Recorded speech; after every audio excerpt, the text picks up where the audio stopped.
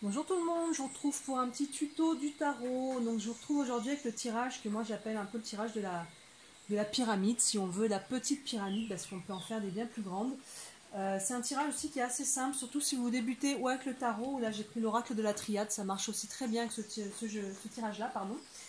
Donc en fait c'est très simple, vous voyez, la carte que je tire en haut, ça va être la couleur dominante de mon tirage par rapport à la question posée.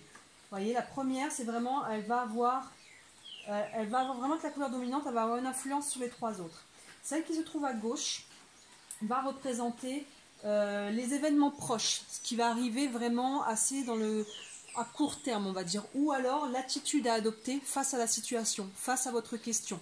Ça peut être un conseil. Donc là, selon la carte, vous allez voir un petit peu si on va plus sur un conseil ou plus sur ce qui peut se dérouler sur les événements proches.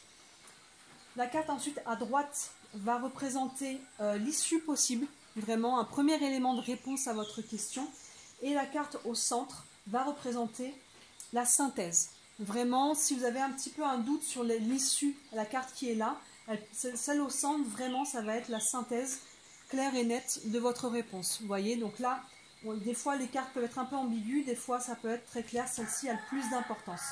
Vous voyez, donc c'est un tirage qui est très simple. La couleur dominante, déjà, par rapport à votre question, qui va vous dire dans quelle direction peut aller votre tirage. Vous voyez, là, par exemple, c'est la carte ordre, donc ça nous dit qu'il va y avoir quelque chose qui va être annoncé. Donc, vous voyez, ça peut dire que vous n'avez peut-être pas encore toutes les réponses à vos questions, mais en tout cas, la couleur dominante, c'est qu'il y a quelque chose qui n'est pas encore là, mais ça va tomber. Vous voyez, il y a quelque chose, il va y avoir une annonce. Ça, c'est vraiment l'élément le plus important.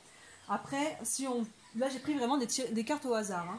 Après, par exemple, si on lui fait une interprétation, les événements proches ou l'attitude à adopter face à la situation, c'est la carte frère, c'est nous dire qu'il y a quelqu'un avec qui vous pouvez avoir vraiment un lien d'âme, un lien de fraternité très très fort, vous voyez. Donc il y a quelque chose qui va être en lien dans les événements proches, qui aura un lien avec cette personne ou une rencontre, si on a avec l'ordre, ce qui peut nous donner une annonce, ou ça peut être une rencontre, ou quelque chose en lien directement avec quelqu'un que vous connaissez mais avec qui vous avez un lien fort. L'issue possible avec la clé, ça nous donne vraiment qu'il y a une ouverture sur quelque chose. Vous voyez, l'issue possible, c'est que c'est une carte positive.